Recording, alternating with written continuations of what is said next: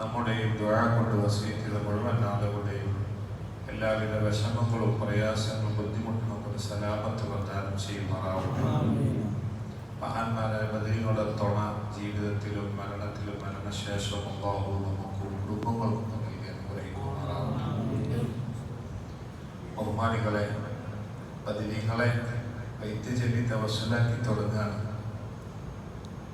മഹാന്മാരായ ബദരീങ്ങളെ നമ്മൾ ഡിമാൻഡൊക്കെ ഓർമ്മപ്പെടുത്തിയതുപോലെ നമ്മൾ വിചാരിക്കുന്നതിൻ്റെയും ചിന്തിക്കുന്നതിൻ്റെയൊക്കെ എത്രയോ മുകളിലാണ് അല്ലാഹു സുബ്ഹാനഹു വ തആല അവർക്ക് ആദരവ് നൽകിയിട്ടുള്ളത് എന്നതാണ്.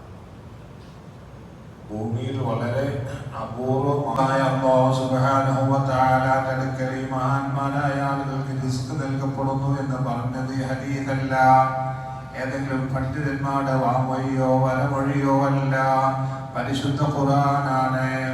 ആ ഖുർആൻ അല്ലാഹുവിന്റെ ഹദറത്തിൽ നിന്ന് റസൂലുള്ളാഹിക്ക് എത്തിച്ചു കൊടുത്തതാണ്. തർക്കമില്ല, വഹീന്റെ ഇടപെടൽ കൊണ്ടാണല്ലോ ഖുർആൻ ഉണ്ടായത്. അപ്പൊ അതുകൊണ്ട് തന്നെ ആ മഹാന്മാരായ ആളുകൾ നമ്മളിൽ നിന്നും കൺമറഞ്ഞു പോയിട്ടുണ്ടെങ്കിലും അവർക്ക് അല്ലാഹു സുബ്ഹാനഹു വ തആല അവരെ പ്രത്യേകം സംരക്ഷണം നൽകുന്നു എന്നാണ് പറഞ്ഞത്. അതുകൊണ്ട് തന്നെ അത്തരം ആളുകളെ ഭൂമി ലോകത്ത് നമ്മൾക്ക് മഹാന്മാരായ ആളുകളെ എന്തുപകാരമാണ് കിട്ടിയതെങ്കിൽ അതേ ഉപകാരത്തിൽ ഒട്ടും കുറയാതെ മഹാന്മാരായ സ്വാലിഹീങ്ങളെ നമുക്ക് ഉപകാരപ്പെടുമെന്നത് ജീവിച്ചിരിക്കുന്ന മനുഷ്യന്മാരിൽ ഉപകാരം കിട്ടിയവരോട് അന്വേഷിച്ചാൽ മനസ്സിലാകും. അതാണ് ബദരീങ്ങളെ നേർച്ചയാക്കിയിട്ട് എത്രയോ വിഷമങ്ങൾ മാറിയോലേ. ബദരീങ്ങളെ പേരിൽ ബദർ മൗലൂദ് ഓതാൻ നേർച്ചയാക്കിയിട്ട്, ബദരീങ്ങളെ പേരിൽ ആട് നേർച്ചയാക്കിയിട്ട്, അങ്ങനെ മനുഷ്യന്മാർക്ക് എന്തെല്ലാം സഫലമാകുന്നു.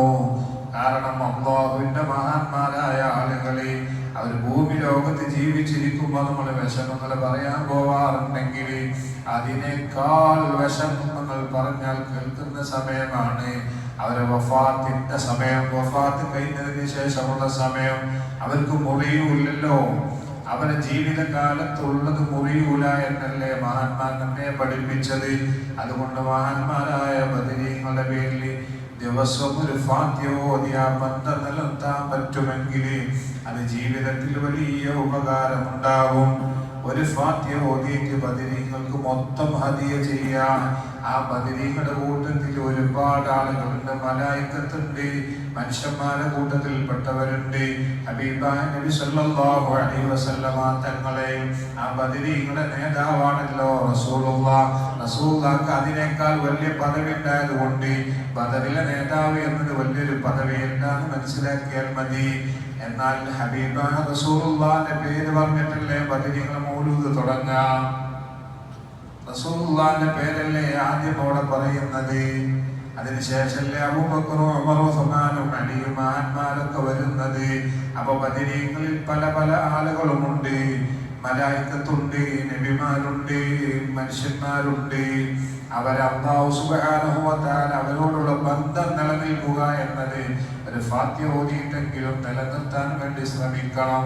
അപ്പൊ നമുക്ക് ആവശ്യമുണ്ടാകുമ്പോ വിഷമുണ്ടാകുമ്പോ ബദരീങ്ങളെ എന്നൊരു വിളി വിളിച്ചാൽ അവർ നമ്മുടെ വിഷയത്തിൽ ഇടപെടുന്നതാണ്. ഇവിടെ ഒക്കെ എന്റെ ശബ്ദം കേൾക്കുന്ന വിശ്വാസികൾ മനസ്സിലാക്കേണ്ടത് അല്ലാത്ത ഏതെങ്കിലും മഖ്ലൂഖിനെ, ബദരീങ്ങളാവട്ടെ, മലക്കാവട്ടെ, ഔലിയാക്കന്മാരാവട്ടെ, ഖുതുബീങ്ങളാവട്ടെ, അവരാർക്കും സ്വന്തമായ ഒരു കഴിവുമില്ലെന്ന് വിശ്വസിക്കണം. ഒരു കഴിവും അല്ലാത്തവർക്കില്ല. എല്ലാത്തവർക്കൊക്കെ അല്ല കൊടുക്കുന്ന കഴിവാണ്. ആ കഴിവ് കൊണ്ടാണ് അവർ നമ്മെ സഹായിക്കുന്നതും നമ്മളോട് വേണ്ടുന്ന നിലക്ക് വിഷയങ്ങളിൽ ഇടപെടുന്നതുമൊക്കെ അല്ല കൊടുക്കുന്ന കഴിവ് കൊണ്ടാണെന്ന് വിശ്വസിക്കണം. അല്ലാതെ അവര് പഠിച്ചവന്മാരാണെന്ന് വിശ്വസിക്കരുത്. അവർക്ക് സ്വയമായ ഒരു കഴിവുണ്ട് എന്ന് വിശ്വസിക്കരുത്. ബദരീങ്ങൾക്കില്ല, ആർക്കും സ്വന്തം ഒരു കഴിവില്ല. പക്ഷെ അല്ല ഇഷ്ടപ്പെട്ട ആളുകളാകുമ്പോ അവർക്ക് അല്ലാഹു സ്പെഷ്യലായി ചില ഖുദ്റത്തുകൾ അല്ലാഹു നൽകും. ആ ഖുദ്റത്തുകളെയാണ് നമ്മൾ ചോദിക്കുന്നത്. അതിന് പറയാതെ ഇസ്തിഗാസ എന്നാണ്. ആ ഇസ്തിഗാസ നമുക്ക് അനുവദനീയമാണ്. അത് പടച്ചോനാക്കലല്ല.